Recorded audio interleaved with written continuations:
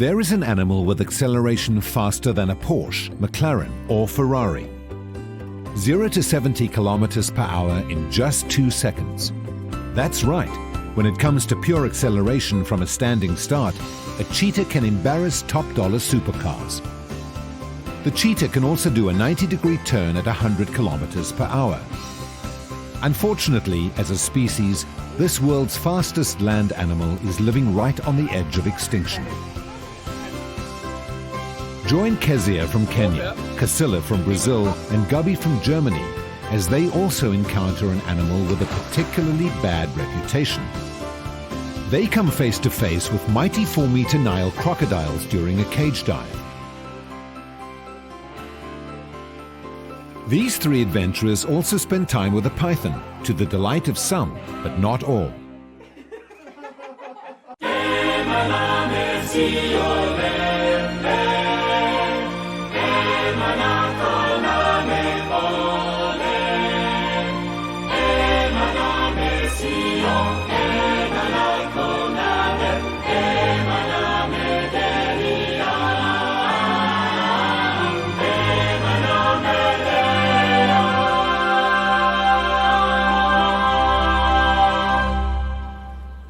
It's not every day that you get the opportunity to walk inside a crocodile's mouth.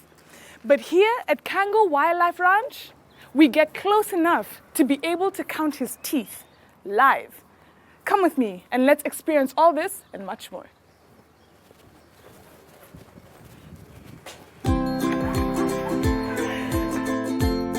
In 1977, the Kango Crocodile Farm was born as South Africa's first crocodile show farm. The new management felt they could do even more for conservation and decided to get actively involved with the plight of the endangered cheetah, and so Cheetah Land was also established.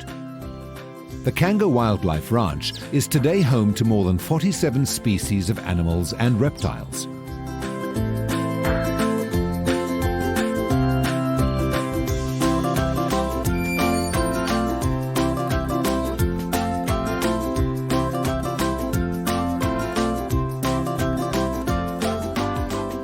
Early mornings and late afternoons, these guys are very active, playing and running. By the middle of the day, they do what cats do best, being lazy and sleepy. Yeah.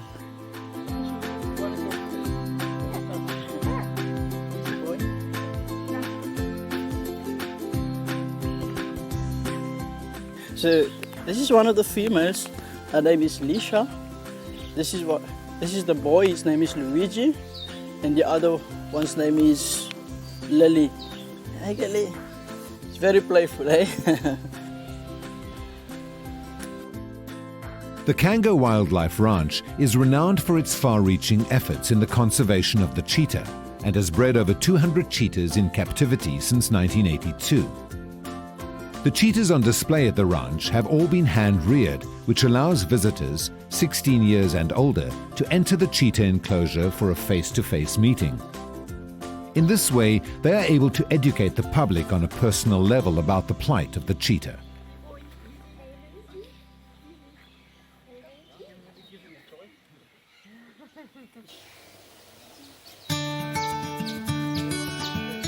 The cheetah, the world's fastest land mammal, is the most uniquely specialized member of the cat family and is able to reach speeds of 110 kilometers per hour. The cheetah's leaner body and longer legs distinguishes it from other cats, as the greyhound's features distinguish it from other dogs. Comparatively speaking, it is not an aggressive animal and prefers flight rather than fight. It has weaker jaws and smaller teeth, so it cannot fight larger predators when needing to protect its kills or young. Cheetahs are affectionate and nurturing mothers. They spend a long time raising their cubs and teach them all the skills they need to survive, including hunting.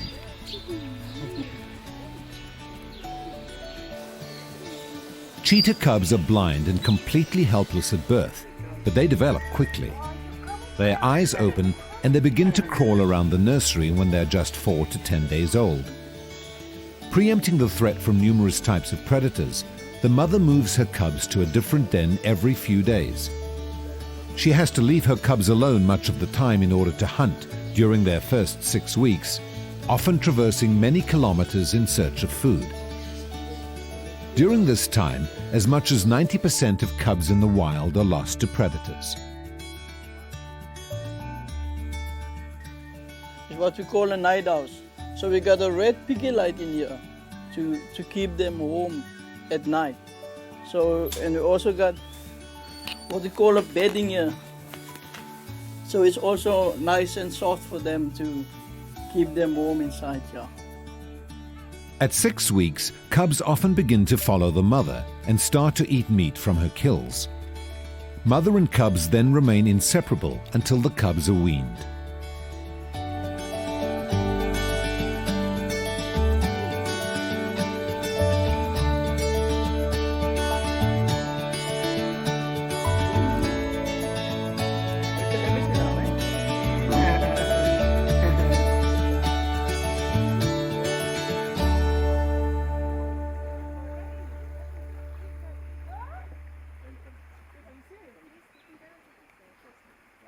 Oh, it's very easy to tell them apart because I've been working with them since they were youngsters. Tell But us some different cut. Okay, okay. The simple one. We'll see. This is Jordan. He's got the big white tip at the tail.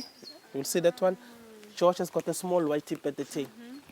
And as we'll see as well, Jordan, his spots are more close to each other, and George's spots are far apart from each other as well. And George is slightly bigger than Jordan as well. It's very easy to tell them apart. because we are not used to. So when we looks like very similar. Yeah. But once we work with them, they don't look the same at all. Even their behavior as well. As Josh is more like short-tempered, Jordan is very good with people. Even when we walk them around, he's very good. Who's short-tempered? Josh.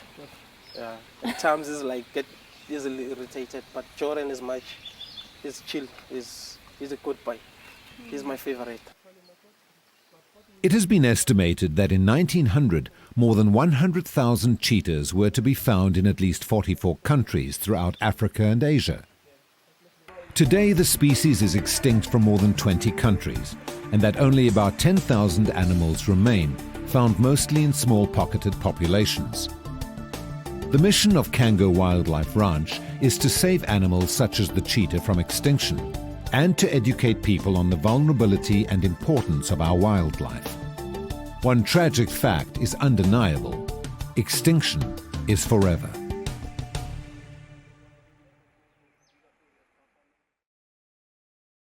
The crocodile species that we have in here, this is the common African Nile crocodile. Now the Nile crocodile at one stage was found throughout the entire continent of Africa. And this is the animal with a bad reputation. You get a crocodile out in the wild, two things in your mind: run.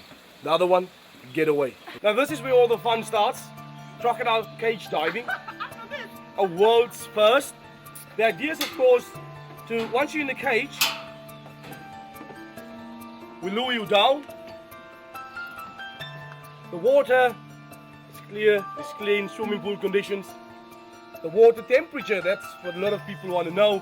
We keep it about 20, 23 degrees Celsius, and it is not that deep. So you don't need to be a qualified diver to do this. It's a simple technique. Hold your breath, go under, have a good look and come up again. And now once in the water, if the crocs do not approach you, if they do not swim towards the cage, we operate the crane. We'll take you to them. Oh, wow. We'll get you so close, you will be able to count their teeth. I cannot believe I'm doing this. As our guide said, this is the animal with the bad reputation. So there's three of them, eh? Yeah. Hannibal, Marbaker and Sue.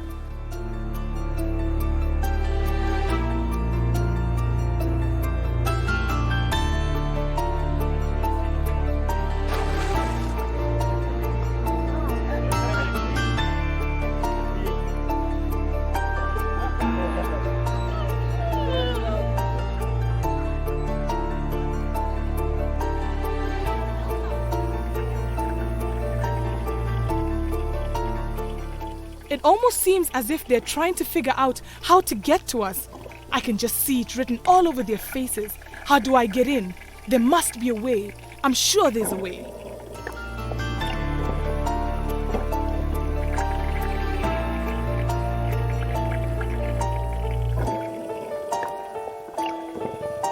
Just a few days ago, I was in a shark cage diving with the feared great white sharks.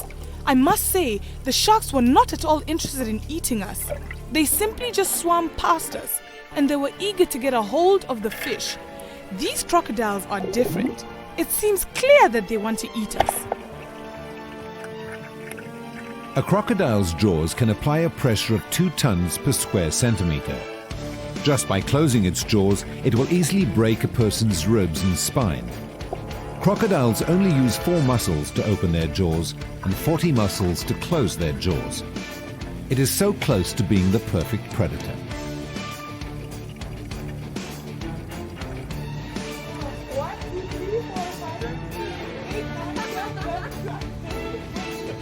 There are a billion teeth in there. This animal can leap with 3/4 of its body out of the water. It then bites the prey, drags it back into the water, and does the death roll. Crocodiles can stay submerged for up to 1 hour, and drowning is therefore another method they use to kill their prey. It is difficult to tell the age of a crocodile because they replace their teeth every 2 years. In an average life, they have 45 sets of new teeth. They have 66 teeth, 36 in the upper jaw and 30 in the lower jaw. The average lifespan of a crocodile is between 90 to 100 years. They keep on growing and reproducing until the day they die. The crocodile is the reptile with the biggest brain and also the only reptile with a 4-chambered heart. In this respect, the same as humans.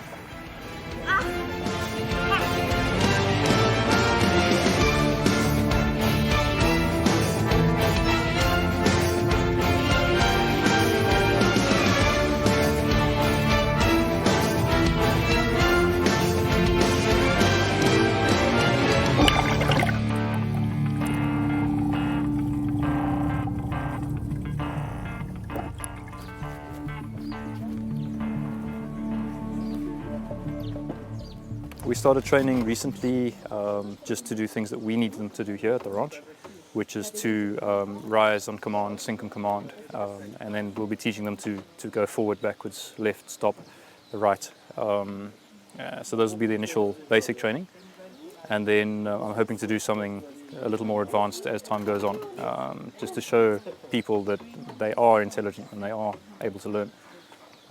Certainly they are able to recognize their names.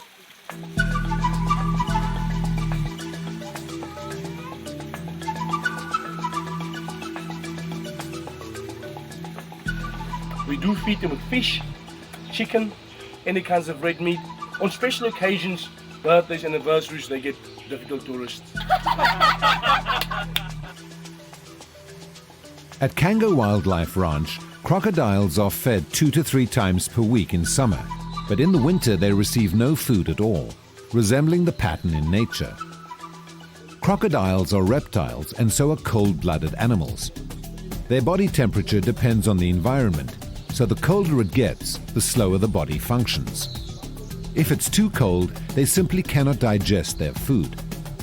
Crocodiles do not have a hibernation period, and therefore there is no winter sleep, but their metabolism slows down along with their heart rate. Here they don't hunt, we feed them. But if we're going to throw the meat towards them, they'll eat, they sleep, no exercise at all. At least this way, they're swimming towards the jetty. Once they get here, it's some physical exercise. They're using the tail, they leap quite high out of the water, so we are stimulating the brains, we're stimulating the muscles, we're giving them some real physical exercise rather than just eating and going back to sleep. And we have 4 of them right here, all ready to jump. Here we go. Come up. Come up, up, up, up, up, up, up, up, up. Here we go. There's one there. Come up here, up, up, up, up, up, up, up, up, up, up. Come, come. Oh. This is our last one. So who's gonna get it? Who's gonna get the last one? Who's gonna get the last one? Come girls, come girls. Come on.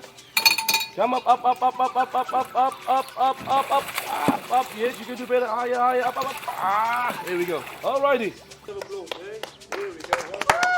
Use the head with hand there as well, so you can grab the tail if you have to, and then also to close a loop here if you have to. Alright, but obviously that will be your best shot. The mating season of crocodiles takes place once per year. Internal fertilization takes place in the water. 2 weeks later, the mother digs a hole and deposits on average 45 eggs.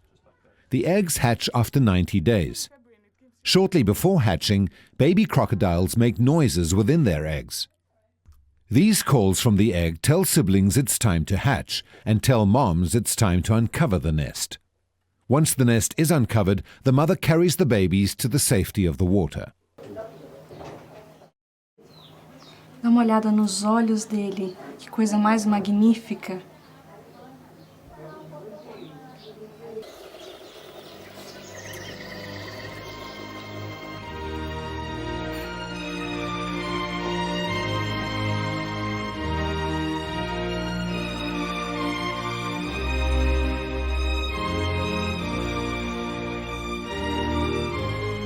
All of the tiger species left in the world are endangered. There are fewer than 3,000 Bengal tigers left. At Kango Wildlife Ranch, the Bengal tiger breeding program has been very successful. These animals serve as a flagship for their species, highlighting the importance of their dire need to be conserved.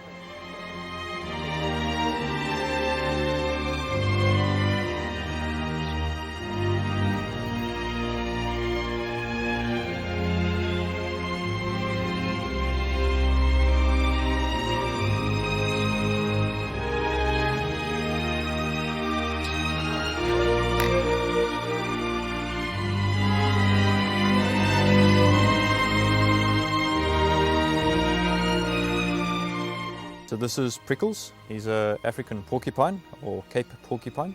It's the largest rodent we have in South Africa. Here we feed him a variety of vegetables. His favorite is beetroot, so normally his beetroot he eats first, so there's no evidence of it anymore. But he's got his sweet potatoes and squash, cabbage he likes something with a slight salt content to it as well.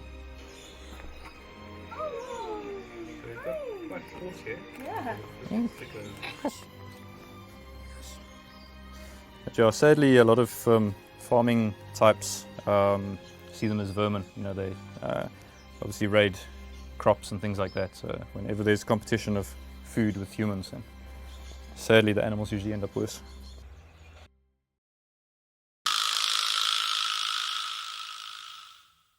Snakes have a huge amount of myths about them.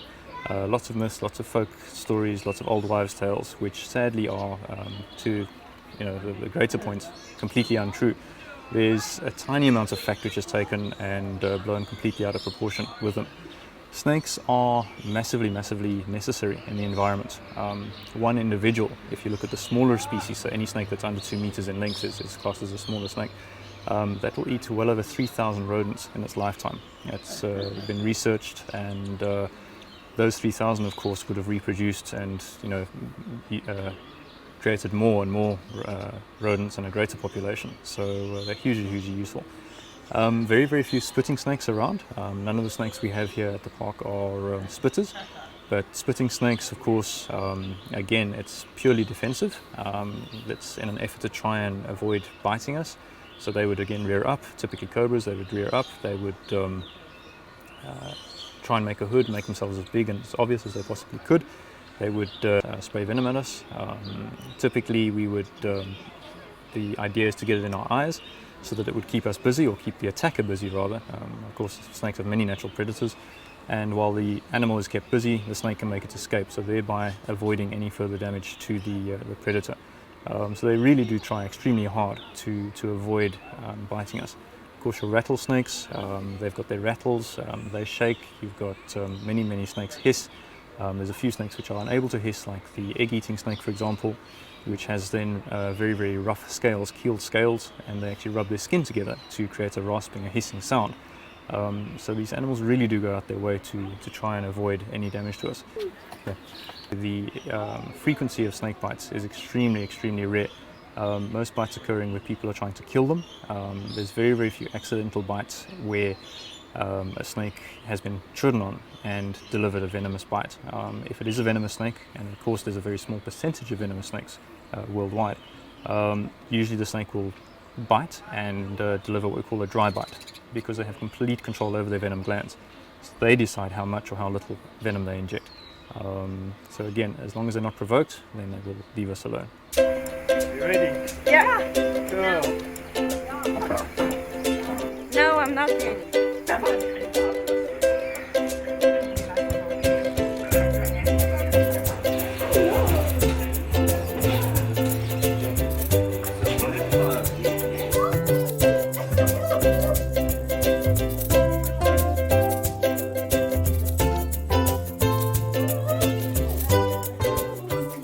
It's 100% sure that the worst experience for me was to touch a snake.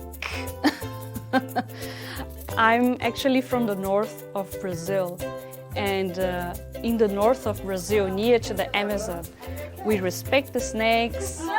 Snakes are there in their place, in their environment. We don't go there, we don't touch. It's kind of animal that you don't touch, and period. And for me, it was the worst thing. See the tongue looking at me and the tail on my body. No, for me, I can touch any animal, but not a snake. Hi, JJ. Hi, JJ. Hello. It's heavy, eh? It's very heavy. Where are you? Where did you go? Oh, you're heavy. You're like a 4-year-old child.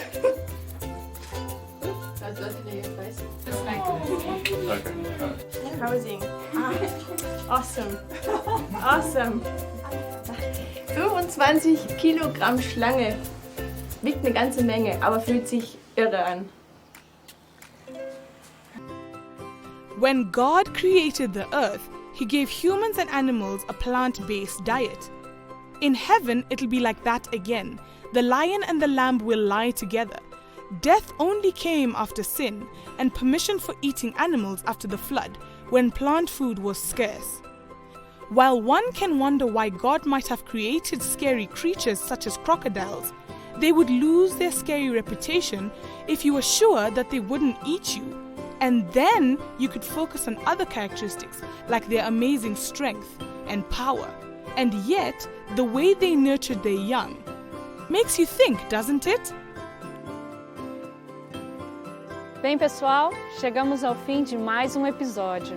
Eu espero que você tenha gostado. Hoje passamos por experiências fascinantes, como brincar com os filhotinhos da chita, tocar na cobra e ainda chegar pertinho do crocodilo.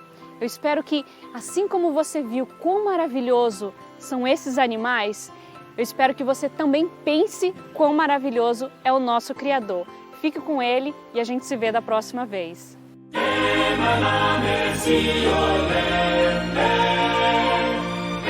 Emana